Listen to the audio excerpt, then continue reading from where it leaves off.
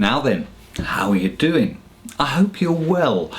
I want to talk to you about backruns, sometimes referred to as blooms, blossoms, bleedbacks or cauliflowers. Those pesky anomalies that almost always happen when we least expect them to, at the most inopportune moments and usually in the worst possible places. Well, in this short video, I'm hoping to convince you that they're not always a force for bad.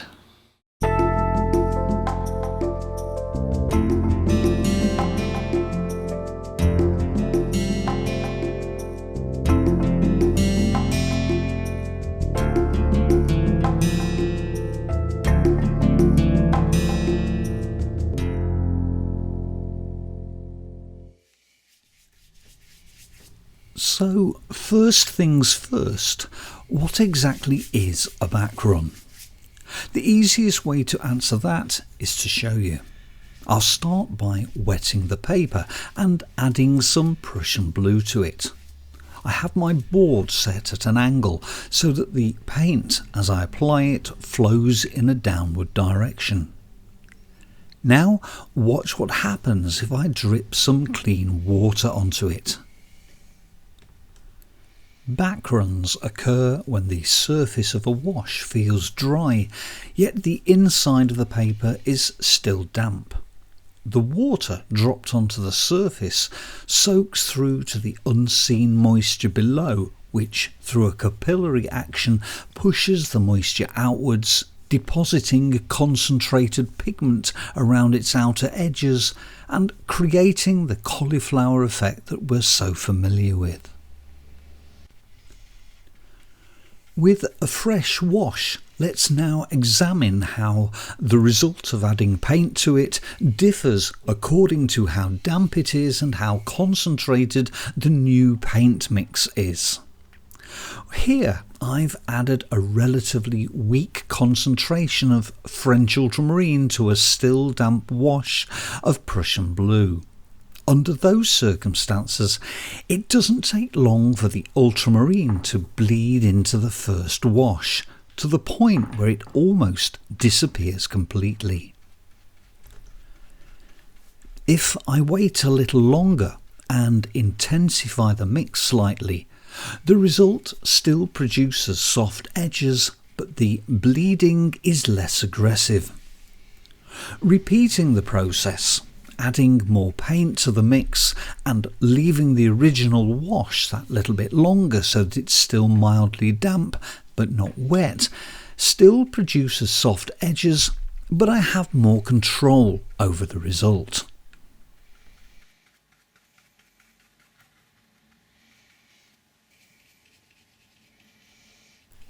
Once the paper is bone dry, I can add a further layer of clouds which will have hard edges.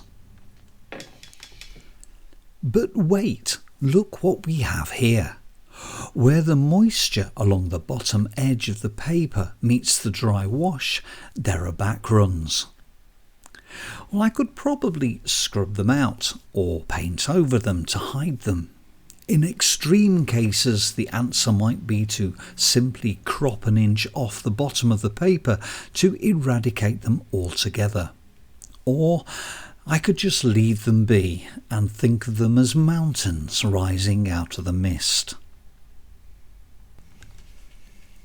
If you're getting a lot of backruns, you're probably bringing too much water to the job.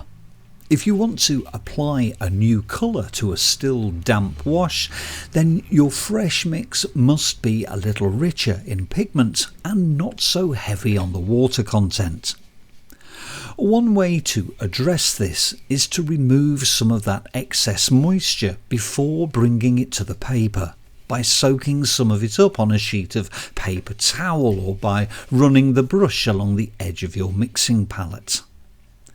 If you want to apply new elements to a previous wash, then you should try to make sure that wash is absolutely bone dry first.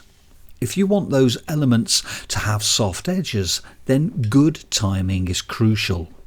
Apply them too early and the paint will simply disappear into the first wash.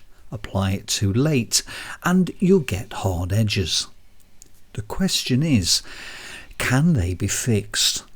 Generally speaking, once a backrun has started to appear, there isn't much you can do about it.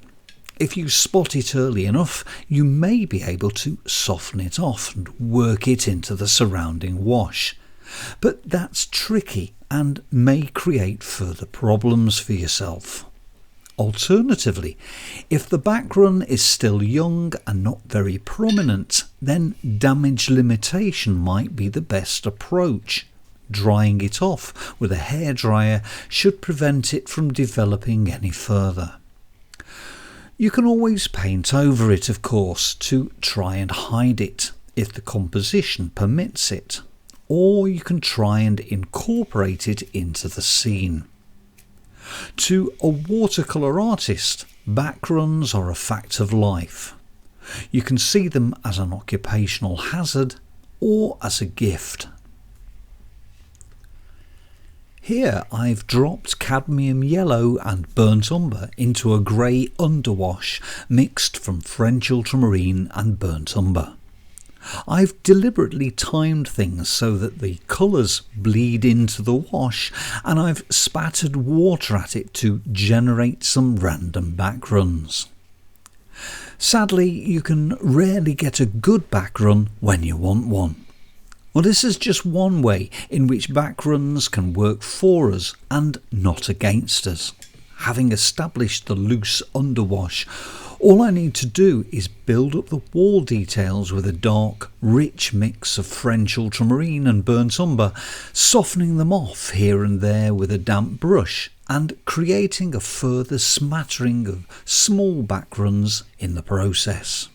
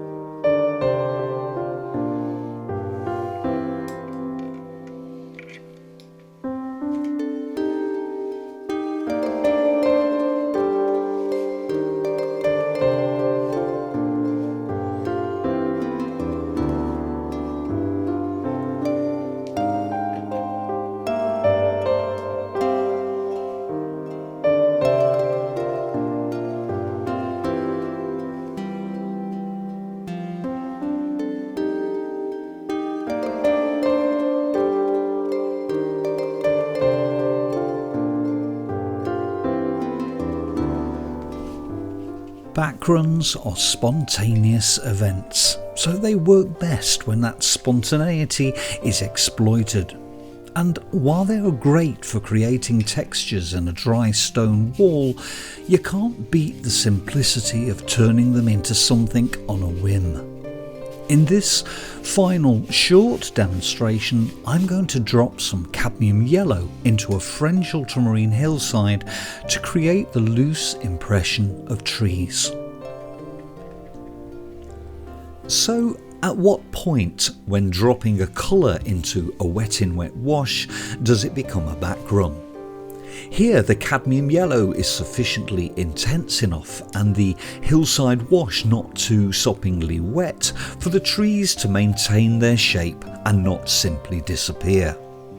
The same goes for their reflections in the foreground lake. No unexpected surprises then.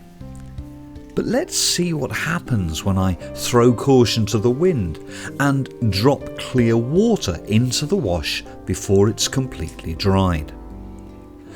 You can clearly see the little cluster of backruns developing, pushing the pigment to the outer reaches of the shape it creates as it goes.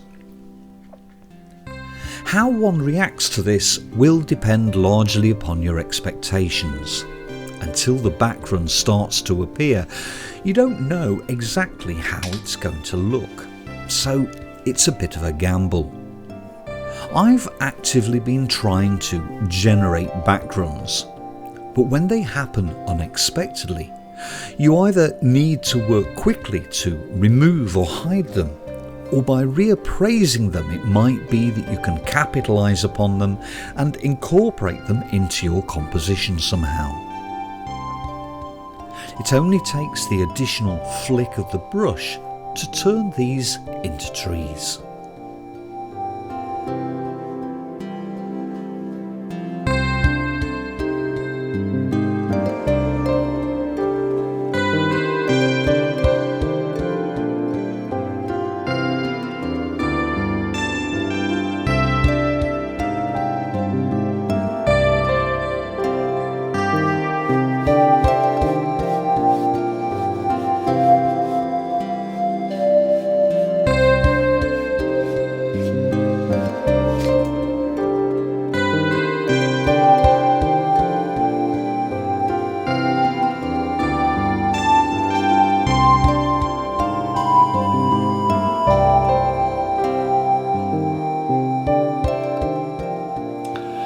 Once they start, then backruns can be a problem.